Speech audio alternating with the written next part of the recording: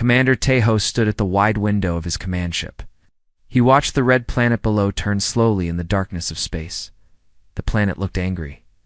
Its surface was covered in thick red clouds that never stopped moving.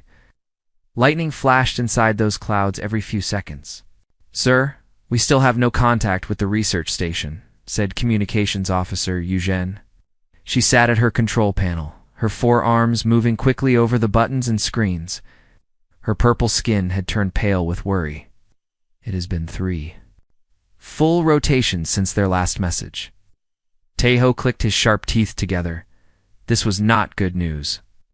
The research station on Kepler-442b had 23 scientists and security guards. They were supposed to send a report every 12 hours. But now, they had been silent for 3 days.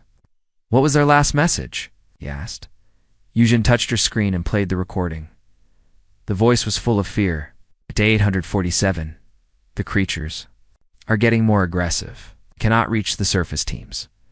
The monsters are everywhere. If anyone hears this message, do not come here. This world is too dangerous." After that, only silence. Tejo looked at the planet again. Kepler-442b was marked as a Class X Deathworld in all the star maps. This meant it was one of the most dangerous places in the galaxy. Most civilized species would never go there. Only the bravest explorers and the most desperate criminals ever landed on such worlds. "Sir," called Dr. Haywan from her science station. "I'm reading something strange on the surface scanners." "What kind of strange?" Tejo asked. "The creatures down there? They are moving in a different pattern. Usually, they hunt in groups and fight each other for territory. But now, they seem to be running away from something." Tejo felt a chill run through his body. Running away? What could make the Ravagers of Kepler-442 to be run away? The Ravagers were the most feared predators in this part of the galaxy. They were huge creatures that looked like a mix between spiders and drilling machines. They had metal teeth and claws that could cut through spaceship hulls. They lived in the dark caves of the planet and came out to hunt anything that moved. 3 different military teams had tried to clear them out before. None of those teams had survived. "I do not know, sir," said Dr. Haywan. "But look at this." She put the scanner image on the main screen. The image showed the surface of the planet. Near the old research station, hundreds of large shadows were moving quickly across the red ground. They were all moving in the same direction, away from something. "What are they running from?" Eugene asked. "Unknown. But our deep scanners show one small life form moving toward the research station. It appears to be walking." The bridge became very quiet. Everyone knew that nothing walked on Kepler-442b. The air was poison. The ground was hot enough to melt metal. The gravity was twice as strong as most worlds. And the creatures would attack anything that moved. "Walking?" Tejo repeated. "Are you sure?" "Sir. The life form is moving at a steady pace across the surface. No vehicle signature. No environmental suit readings. Just a single being moving on foot." Tejo studied the scanner data. The life form was small compared to the Ravagers. It moved in a straight line toward the research station. It had been walking for what looked like several days. "Dr. Haywan, what species in our database would attempt surface travel on a Class X world without protection?" Dr. Haywan checked her computer files. Her face showed surprise as she read the results. "According to our records, there is only one species that has ever been known to survive on Deathworlds without advanced technology." "Which species?" "Humans, sir." Ho felt his heart beat faster. "Impossible. Humans do not travel this far into the outer rim. Their ships are not fast enough to reach this sector." "Maybe not their regular ships," said Eugene. "But what about a cargo vessel or a transport ship?" They all looked at the scanner again. Small life form continued its steady walk across the deadly surface. Behind it, massive creatures kept their distance, watching but not attacking. "Sir," said Dr. Haywan, "I have studied human behavior for many years. They are known for their ability to adapt to dangerous environments. But this is beyond anything in our files. Put me through." "To Galactic Command," Tejo ordered. Eugene worked at her controls. "Channel open, sir?" "This is Commander Tejo of the Defense Corps vessel Bright Star. We have a possible human survivor on the Class X world. Kepler 44 to B. The subject is moving across the surface without protection and appears to be causing local predator species to retreat. Request immediate advice. The reply came quickly. Commander Tejo, this is Admiral Kungsu at Galactic Command. Did you say a human is walking on the surface of a Class X world? Yes, sir. Our scanners confirm a single humanoid life form. Moving toward the research station, the local Ravager population appears to be avoiding contact. Long pause. Then, Commander, humans are classified as a developing species. They should not be able to survive on a Class X world. Are you certain of your readings? Our scanners are working perfectly, sir. And a life form has been walking for at least 6 standard days. It shows no signs of distress or injury. This is very unusual. Continue monitoring the situation. Do not attempt contact until we can send a xenobiology team to assist you. Understood, sir? The communication ended. Tejo looked at his crew. They all seemed as confused as he felt. Sir, Yujin said quietly, the life form is approaching the research station. It should arrive within the next few hours. On the main screen, they watched the small figure continue its journey across the red landscape. Round it, the shadows of massive creatures moved in the distance, but none came close to the walking figure. What is it doing? Asked Dr. Haywan. Surviving. Tejo replied. Somehow it is surviving. As they watched, the figure stopped and appeared to be drinking from a water container. It rested for a few minutes, then continued walking. The action was so casual, so normal, that it seemed impossible on such a deadly world. Sir Yujin said, I am detecting movement in the research station. Some of the automatic systems are still working? Can you establish communication? Not yet, sir. But I can monitor the station's internal sensors. If the life form enters the building, we should be able to get a better reading. Tejo nodded. Continue monitoring. No. The moment anything changes. He looked at the red planet below and wondered what kind of being could walk across hell itself and make the monsters run away. Whatever it was coming to the research station. Soon, they would have answers. But deep in his heart, Tejo suspected that the answers would only lead to more questions. And those questions might change everything they thought they knew about humans. Captain Dongwu had been walking for 6 days across the red wasteland of Kepler 4 for to be. His cargo ship, the Bison's Hope, was now just scattered metal pieces floating in space 3 systems away. Pirates had destroyed it while he was carrying supplies to the outer colonies. His escape pod had broken during the crash landing. Leaving him stranded on this nightmare world, he walked steadily through the thick red fog that covered the planet. The air burned his throat with every breath. But his mining helmet had a small air filter that helped a little. His work boots gripped the rocky ground well. They were made for walking on asteroids and broken spaceship hulls. This planet was just another dangerous workplace to him. Something moved in the shadows to his right. Dongwu turned his head and saw a creature the size of a small building watching him. It had 8 legs like a spider, but each leg ended in sharp metal claws. Its body was covered in black armor that looked like it was made from the planet's volcanic rock. Glowing red eyes stared at him from a head that could swallow a person whole. Hello there, Dongwu said calmly.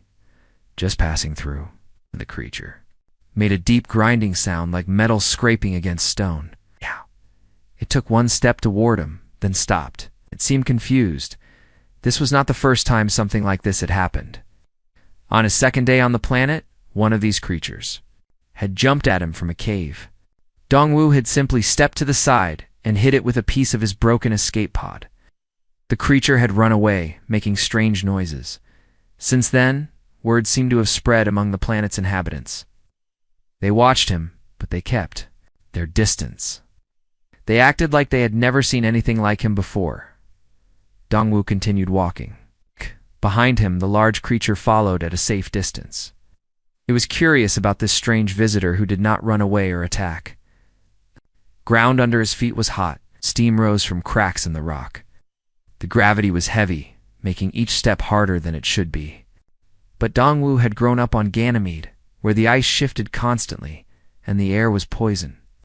He had worked in the asteroid belts where one mistake meant floating dead in space forever. This planet was dangerous, but it was just another job. To him, he pulled out his water bottle and took a small sip. Water was precious here. He had to make it last until he reached the research station. According to his broken navigation device, the station was still 2 days away. As he walked, more creatures appeared. They came out of caves and from behind rocks. Some were small, only the size of dogs, but with too many teeth and claws that sparked when they touched the ground. Others were huge, with bodies like tanks and heads like drilling machines. They all watched him with the same confused curiosity. Quite a welcoming committee, Dongwu muttered to himself. He stopped to rest. Beside a large boulder, the creatures stopped too, maintaining their distance. He opened his emergency food pack and ate a protein bar. The creatures watched every movement he made. One of the smaller ones, about the size of a large dog, crept closer. It had 6 legs and a head covered in spikes. Its eyes glowed blue instead of red. It made soft clicking sounds as it approached. "You hungry?" Dongwu asked. He broke off a piece of his protein bar and tossed it toward the creature. The small creature jumped back, startled. It looked at the food, then at Dongwu, then back at the food. Slowly it moved forward and sniffed the protein bar. It picked up the food with one claw and ate it quickly. The creature made a purring sound and sat down like a dog. The other creatures watched this interaction with great interest. "You're not so bad," Dongwu said. "Just trying to make a living like everyone else." He finished his meal and stood up. The small creature followed him as he started walking again. The larger creatures continued to follow at a distance, but they seemed less threatening now. As the hours passed, Dongwu began to understand the planet better. The creatures were not mindless monsters. They were intelligent. They had their own social structure and communication methods. They were survivors, just like him. When night fell, the planet became even more dangerous. The temperature dropped quickly, and new creatures came out of the deep caves. These were different from the daytime hunters. They were longer and moved like snakes, but they had too many eyes and made sounds like breaking glass. Dongwu found a small cave to rest in. The creatures that had been following him during the day arranged themselves around the cave entrance. They were protecting him. "Thank you," he said to them. They made soft sounds in response. He slept for a few hours, then continued walking. When the red sun rose again, his new companions followed him faithfully. The small blue-eyed creature walked beside him like a loyal pet. The larger one spread out in a protective formation around him. On the 7th day, Dongwu saw the research station in the distance. It was a cluster of white buildings on a hill, surrounded by tall metal fences. Some of the buildings looked damaged, but the main structure appeared intact. "Almost there," he told his companions. The creatures made concerned sounds. They seemed to understand that he would leave them soon. The small blue-eyed creature rubbed against his leg like a cat. "I know," Dongwu said. "I'll miss you too." As they approached the station, Dongwu noticed that the area around it was empty. No creatures lived near the human buildings. There were blast marks on the ground, and pieces of destroyed equipment scattered everywhere. "Looks like you folks had some trouble with the previous visitors," he said. The creatures made angry sounds. They clearly remembered the humans who had been here before. But they did not seem angry with Dongwu. He was different from the others who had come to their world. Dong-Wu reached the station's main gate. The electronic lock was broken, but he managed to force the door open. Inside, the station was dark and empty. Emergency lights flickered in the hallways. He turned to look at his companions one last time. They watched him from outside the fence, unable or unwilling to come closer to the human buildings. "Take care of yourselves," he said, "and thank you for the escort." The creatures made soft farewell sounds as Dongwu disappeared into the station. They settled down outside the fence to wait. They had decided to guard their strange new friend while he rested in the human place. Inside the station, Dongwu began searching for a working communication device. He needed to call for rescue, but first he wanted to understand what had happened.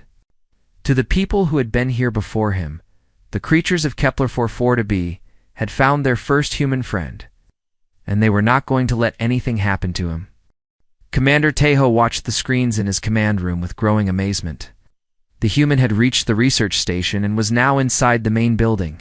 Outside the station's fence, dozens of the planet's deadliest creatures sat quietly, like faithful guard dogs.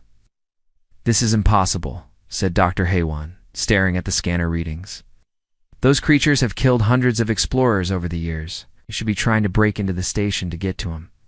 "But they are not attacking," observed Eugen. "They are protecting him." On the main screen, they could see the heat signatures of the creatures arranged in a perfect circle around the research station.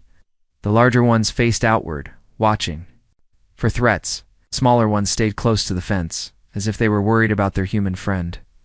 Sir Eugen said, "I am picking up communication signals from inside the station. The human is trying to contact someone. Can you intercept the signal?" "Yes, sir. Putting it on speakers now." "Da-da-da-da-da." The bridge filled with the sound of a calm male voice speaking in basic galactic standard. "This is Captain Dongwu of the cargo vessel. Bizon's Hope. My ship was destroyed by pirates in the Kepler system. I am stranded on planet Kepler 44-B and requesting immediate pickup. I am at the abandoned research station. Please respond." Taeho looked at his crew. Sounds very calm for someone stranded on a death world. "Sir," said Dr. Haywan, "I am reading his vital signs through the station's medical scanners. Heart rate is normal. His stress levels are low. He appears to be in good health." "How is that possible? He's been walking across that planet for a week. I do not know, sir." "Look at this, Dr. Haywan. Put new images on the screen." Station's internal cameras are still working. You can see him inside. The screen showed a man in simple work clothes walking through the station's corridors. He looked tired but not injured. He carried a small backpack and wore heavy boots. His face was calm and focused as he examined the station's equipment. "Looks like an asteroid miner," Eugen observed. "That is exactly what he is," said Taeho. "Look at his clothes, his equipment, the way he moves. He is used to working in dangerous places." They watched as Dongwu entered the station's communication room. The previous occupants had left it in a hurry. Papers were scattered everywhere, and some of the equipment was damaged. But Dongwu began checking each device methodically, like a maintenance worker doing routine repairs. Sir Eugen said he is trying to repair the long-range transmitter. If he succeeds, he will be able to contact ships in orbit. Should we respond to his distress call? "We need to be careful," said Dr. Haywan. "We do not know how he is controlling those creatures. He might be dangerous." Taeho considered this. In his 40 years of military service, he had seen many strange things, but he had never seen anything like this. Single human walking across a death world and making friends with apex predators was beyond anything in the military manuals. Eugen opened a channel to him. "Let us see what he has to say." Eugen worked at her controls. "Channel open, sir." "This is Commander Taeho of the Galactic Defense Corps vessel Bright Star. We have received your distress signal. Captain Dongwu, what is your current status?" The reply came quickly. "Commander Taeho, thank you for responding. I am in good health and ready for pickup. The station's landing pad is clear and functional. Captain, our scanners show you are surrounded by hostile creatures. Are you in immediate danger?" A pause, then hostile creatures? "Yo, you mean my friends outside?" "They are not hostile, Commander. They are just curious about visitors. They have been very helpful during my journey." Dr. Haywan's eyes widened. "Did he just call them friends?" Captain Dongwu Taeho said carefully, "Those creatures are classified as extremely dangerous. They have killed several research teams." "I am sorry to hear that, Commander, but I think there may have been some misunderstanding. The locals here are very intelligent and peaceful. They only attack when they feel threatened." On the screen, they could see Dongwu looking out a window at the creatures outside. He waved at them, and some of the creatures made sounds that their translation systems could not interpret. Sir Eugen whispered, "The creatures are responding to his greeting. They seem happy to see him." "This is unprecedented," said Dr. Haywan.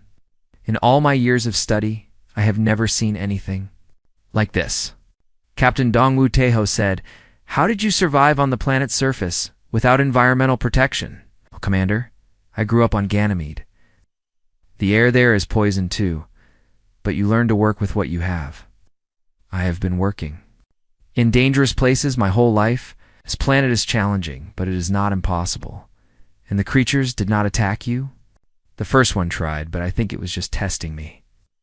Once I showed them I was not a threat, they left me alone.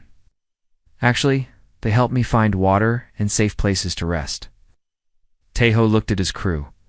They all seemed as amazed as he felt. Captain, we would like to attempt a rescue, but we need to ensure the safety of our crew. Can you guarantee that the creatures will not attack our landing party? I can ask them, Commander. Give me a moment. They watched on the screen as Dongwu walked outside the station. The creatures immediately surrounded him, making soft sounds. He spoke to them in a calm voice, pointing up at the sky. The creatures looked up and back at him. The small, blue-eyed creature that had been his companion made a series of clicking sounds. The larger creatures responded with deep, rumbling noises. It looked like they were having a conversation. Commander Dongwu's voice came through the radio.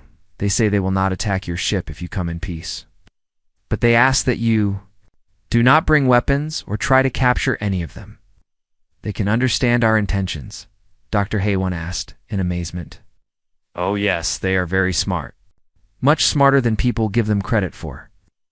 They have been watching ships in orbit for years. They know the difference between explorers and soldiers. Tejo made a decision. Captain Dongwu, we will send a small, unarmed landing party to retrieve you. Can you meet us at the landing pad? Of course, Commander. Thank you for the rescue. As they prepared for the landing, Tejo wondered what kind of report he would write about this mission. How do you explain that the most dangerous creatures in the galaxy had adopted a human cargo pilot? How do you describe a man who survived on a Deathworld by simply being polite? Sir Eugen said, the landing party is ready. Should we proceed? Yes, but remember, no weapons. We are guests on this planet now. The rescue ship launched from the Bright Star, heading down toward the Red Planet, where impossible things were becoming routine.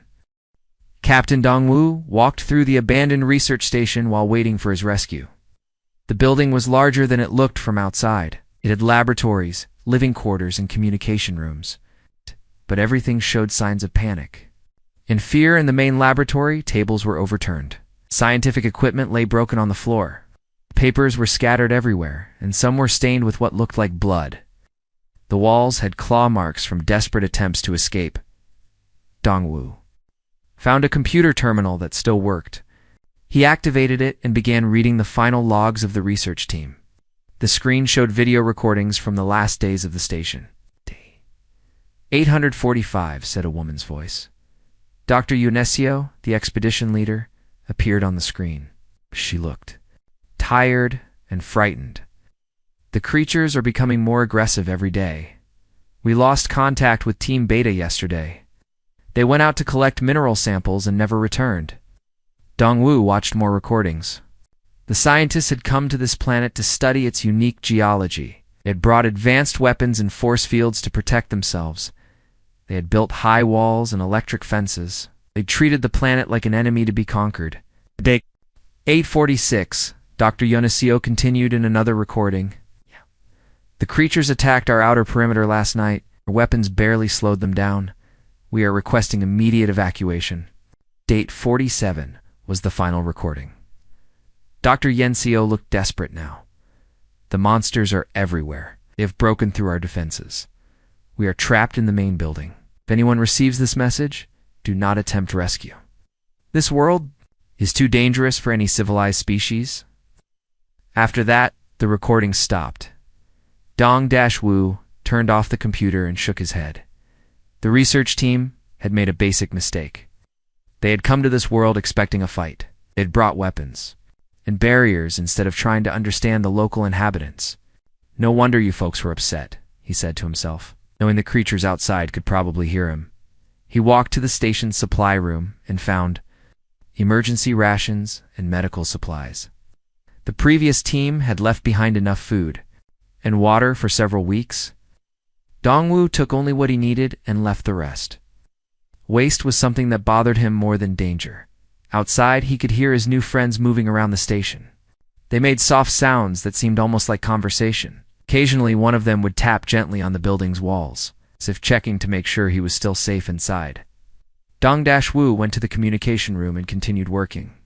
On the long-range transmitter, The previous team had damaged it during their panic to call for help. But Dongwu had spent years fixing broken equipment on mining ships. This was just another repair job. As he worked, he thought about the difference between himself and the scientists who had been here before. They had been educated people with advanced degrees and expensive equipment. They had come to study and catalog this world's secrets. He was just a cargo hauler from the outer colonies. He had learned to fix things with whatever tools were available. He had grown up in places where cooperation meant survival and fighting meant death. Most importantly, he had learned to treat everyone with respect until they proved they did not deserve it. The creatures of this planet had never met anyone like him before. Previous visitors had either run away in fear or attacked with weapons. Dongwu had simply said hello and shared his food. "Sir," came a voice from the communication system. It was Commander Teho from the orbiting ship. "Our landing party is approaching your location. Are you ready for pickup?" "Ready when you are, Commander," Dongwu replied. "My friends outside are expecting you." Through the window, Dongwu could see a small shuttle descending through the red clouds. The creatures outside watched it carefully, but did not seem aggressive. The small blue-eyed creature that had become his special companion made excited clicking sounds. "Easy there," Dongwu said to it through the window. "These are the good guys." The shuttle landed softly on the station's landing pad. 3 figures in environmental suits stepped out. They moved carefully, clearly nervous about the creatures surrounding them. Dong Dashwu walked outside to meet them. The creatures immediately formed a protective circle around him, but they kept a respectful distance from the newcomers. "Captain Dongwu?" asked the leader of the rescue team. His voice came through a speaker in his helmet. "That is me, Dongwu," replied. "Thank you for coming." "I am Lieutenant Minho," said the team leader. "We are here to take you to safety." "Are you injured?" "No injuries, just tired and ready to go home." Lieutenant Minho looked around nervously at the creatures.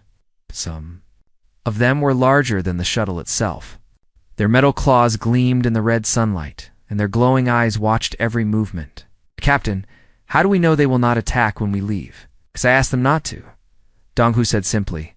"They understand that you are here to help me." One of the other rescue team members, a female voice, spoke up. "Sir, these creatures are supposed to be mindless predators. How can they understand complex concepts like friendship and cooperation?" "Same way you do," Dongwu replied. "They are intelligent beings trying to survive in a difficult world. They form social groups, communicate with each other, and take care of their families.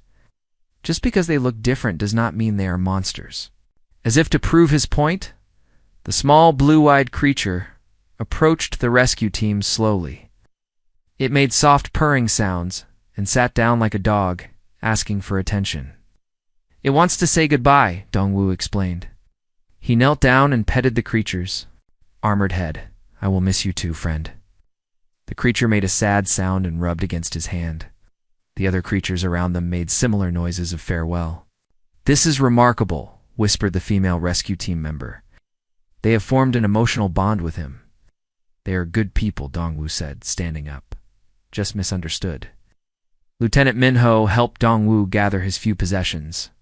As they walked toward the shuttle, the creatures followed at a respectful distance. They seemed to understand that their human friend was leaving, but they wanted to see him off safely. Captain Minho said, "What you have accomplished here will change how the galaxy views this planet, and how we view humans." "I did not accomplish anything special," Dongwu replied. "I just treated everyone with basic respect. It should not be remarkable." But as they boarded the shuttle and lifted off from the red planet, word of what had happened was already spreading through the galactic communication networks. A single human had walked across one of the most dangerous worlds in known space and made friends with its deadliest inhabitants. Scientists would want to study his methods. Military strategists would analyze his approach. Philosophers would debate the implications of his success. But for Dongwu, it was just another day at work. He had a job to do, and he had done it. The fact that he had made some friends along the way was just a pleasant bonus. Below them, creatures of Kepler-4 to be watched the shuttle disappear into space. They had learned something important about the galaxy beyond their world. Not all Visitors were enemies. Some, like their human friend, were just travelers who understood the value of kindness. The shuttle rose slowly through the thick red clouds of Kepler-4 for to be. Inside, Captain Dongwu sat quietly while the rescue team stared at him with amazement. Through the small windows, they could see the creatures of the planet gathering on the surface below, watching their friend leave. "Captain," said Dr. Haywan, who had joined the rescue mission at the last minute, "I must ask you some questions for our official report. What you have done here goes against everything we know about human survival on Class X worlds." "I just walked from point A to point B," Dongwu replied. "Nothing special about it." Lieutenant Minho shook his head. "Sir, with respect, what you did was impossible. Those creatures down there have killed hundreds of explorers.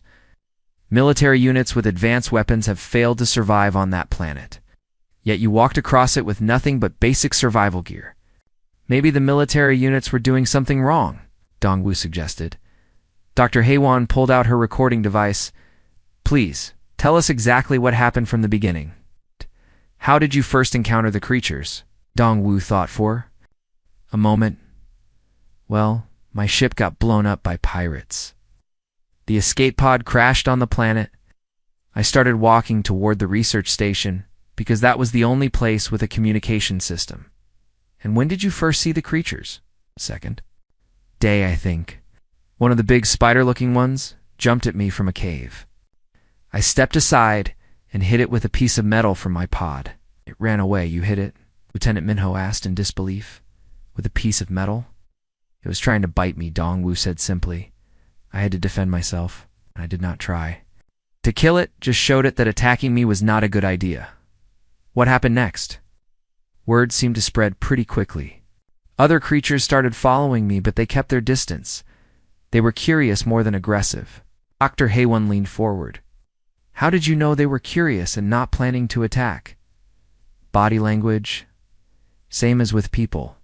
When something wants to hurt you, it acts differently than when it just wants to see what you are doing. These creatures were watching and learning. Did you try to communicate with them?" "Sure. I talked to them like I would talk to anyone. Told them I was just passing through, not looking for trouble. Shared some food when one of them seemed hungry." The rescue team exchanged looks. On their home worlds, such behavior would be considered either brave or insane. "Sir," said the third member of the rescue team, Communications Specialist Biorum, "our records show that the creatures of Kepler-4 2b are highly territorial and attack anything that enters their domain. How do you explain their peaceful behavior?" "Toward you?" Dongwu shrugged. "Maybe they are territorial because visitors usually come with weapons and try to take their stuff. I was not trying to take anything, just needed to cross their land to get to the research station." "No. So you think the creatures were defending themselves?" "Seems likely. If strangers came to your home with guns and started taking your belongings, you would fight back too." Dr. Haywan made notes on her device. "This completely changes our understanding of these creatures. If they are capable of recognizing peaceful intent, they are far more intelligent than we thought." "Oh, they are very smart," Dongwu agreed. "They have complex social structures, family groups, communication systems. They just look scary to people who are not used to working around dangerous equipment." "You compare them to dangerous equipment?" Biorum asked. "In a way, I have worked with plasma cutters, mining explosives, and reactor cores my whole life. They are all dangerous if you do not respect them and follow proper safety procedures. But they are also useful tools when handled correctly. The creatures on this planet are the same. It's dangerous if you threaten them, but helpful if you treat them right." The shuttle broke through the planet's atmosphere and approached the orbiting command ship. Through the radio, they could hear Commander Teho coordinating their docking approach. "Captain Dongwu," Dr. Haywan said, "what you have accomplished will have major implications for how we approach contact with dangerous species. Would you be willing to return to this planet to help establish formal diplomatic relations?" Dongwu looked surprised. "Diplomatic relations? With who?" "With the creatures. If they are as intelligent as you say, they could be considered a sentient species deserving of protection under galactic law." "That would be nice for them," Dongwu said. "They deserve better than being hunted and feared." but I am just a cargo hauler. You need real diplomats for that kind of work. Sir, Lieutenant Minho said, you may be just a cargo hauler, but you are the only person who has ever successfully communicated with these beings. That makes you the most qualified diplomat in the galaxy for this situation. The shuttle docked with the command ship, and they transferred to the main vessel. Commander Tejo was waiting for them in the docking bay with a full medical team. Captain Dongwu, Tejo said, are you in need of medical attention? Just tired and hungry, Dongwu replied. Maybe a shower if you have one available. The medical team scanned him with their devices and looked confused by the results. Sir, said the chief medical officer, your health readings are normal. No signs of radiation poisoning, toxic exposure, or physical trauma. How is this possible after a week on a Class X world? Good equipment and common sense, Dongwu answered. My mining gear is built to handle hostile environments. Commander Tejo escorted Dongwu to a guest cabin. While you rest, we need to send a full report to Galactic Command. What you have done here will change many things. What I did was survive, Dongwu said. Nothing more. You did much more than survive. You proved that peaceful coexistence is possible with species we thought were monsters. You showed that understanding and respect can overcome fear and prejudice. Dongwu sat down on the cabin's bed and pulled off his heavy boots. Commander, I grew up on a moon where the air was poison and the ground shifted every day. I have worked with people from dozens of different species, all trying to make a living in dangerous places. You learn pretty quickly that most conflicts come from misunderstandings, not real hostility.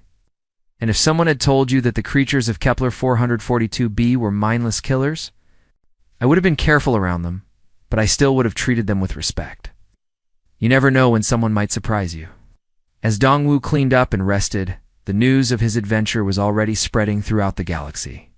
Scientists wanted to study his methods. Military leaders wanted to understand his success. Politicians wanted to use his story for their own purposes. But on the red planet below, the creatures had returned to their normal lives with one important difference. They now knew that not all visitors from space were enemies. Some, like their human friend, were just travelers who understood the value of kindness and respect, the reputation of both humans and the creatures. Of Kepler 442b would never be the same. 3 months after Captain Dongwu left Kepler 442b, the story of his adventure had spread across the entire galaxy. News networks told the tale of the human who walked across a Deathworld and befriended its monsters. Scientists wrote papers about his methods. Military academies studied his approach to hostile encounters. But for Dongwu himself, life had returned to normal. He was back in the asteroid belt, hauling cargo between mining stations and outer colonies. His new ship, the New Busan, was bigger and better than his old one. The insurance payment from his destroyed vessel had been generous after his rescue became famous. So there I was, Dongwu said to the other miners in O'Brien's cantina on Station 47, stuck on this red planet with nothing but my lunch and a broken radio. The locals were a bit unfriendly at first, but once they figured out I was not there to cause trouble, we got along fine. The cantina was full of rough-working people from a dozen different species. They listened to his story with the mixture of disbelief and admiration that miners reserve for truly impressive displays of survival skills.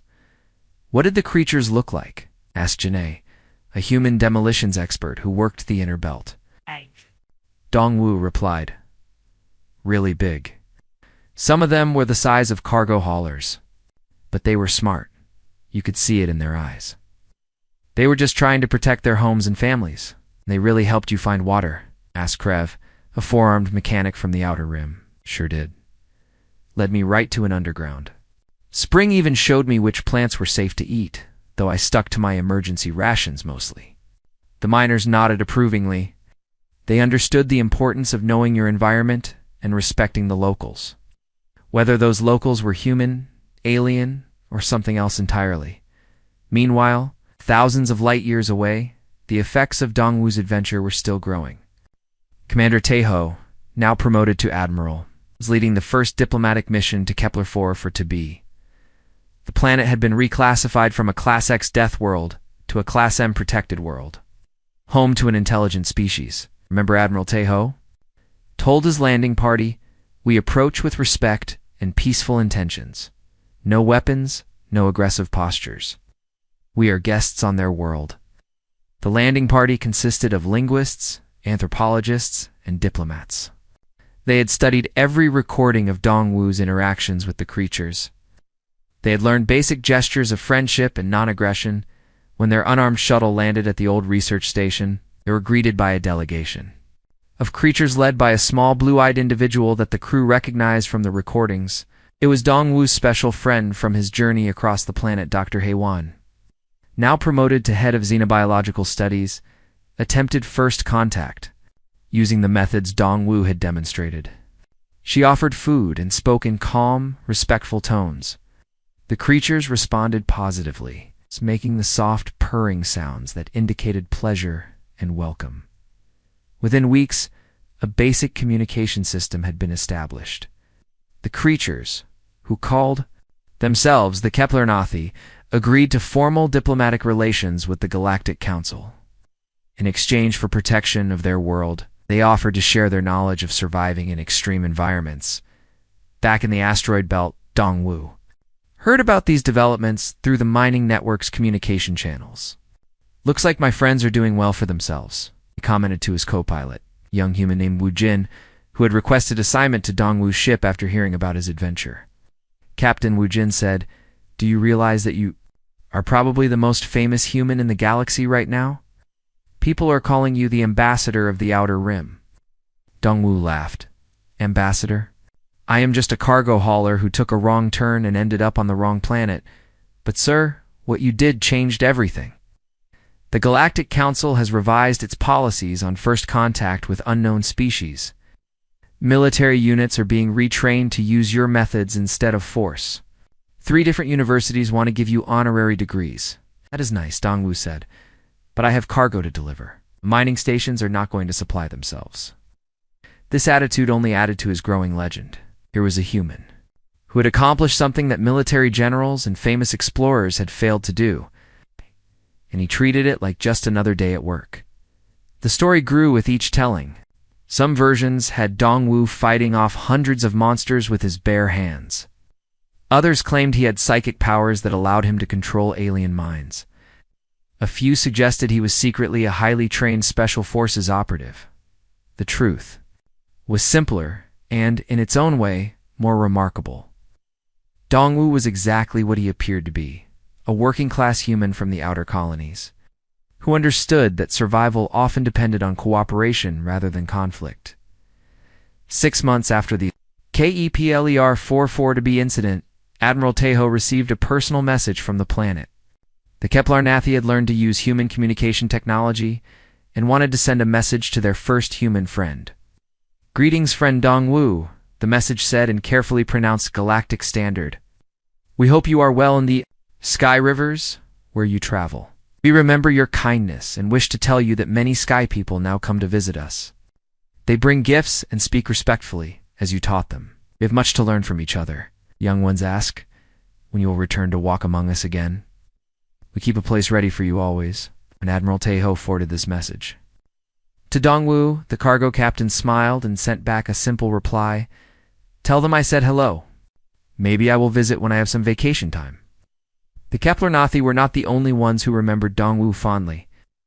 Word of his methods had spread to other frontier worlds where humans worked alongside different alien species. Conflicts that might have escalated into violence were resolved through dialogue and mutual respect. Mining supervisors began including the Dongwu protocol in their training manuals. The basic rules were simple. Treat everyone with respect, share what you can, and remember that most beings just want to live their lives in peace. A year after his adventure, Dongwu received an official commendation from the Galactic Council. For extraordinary service to interspecies relations, he accepted the award via video link from his ship's cargo bay, wearing his work clothes and holding a wrench. "I appreciate the recognition," he said to the assembled diplomats and dignitaries, "but I hope people remember the real lesson here. Those creatures on Kepler-44b were not monsters. They were just neighbors who had been misunderstood. Maybe we should spend more time trying to understand each other instead of being afraid of what is different. The speech was broadcast across the galaxy and became required viewing in diplomatic training programs. But perhaps the most important change was happening in places where ordinary people of different species worked together. Humans were no longer seen as fragile newcomers to the galactic community. They were recognized as natural diplomats, beings who could find common ground with anyone willing to try. The human had come to Kepler-4 for it to be by accident, survived through basic decency, and left behind a legacy that would change the galaxy forever. Not even the monsters of a Deathworld had stood their ground against the simple power of treating others with respect and kindness. And in the asteroid belt, Captain Dongwu continued hauling cargo, telling his story to anyone who would listen, and proving every day that the most extraordinary achievements often come from the most ordinary people doing their jobs with dignity and respect for others.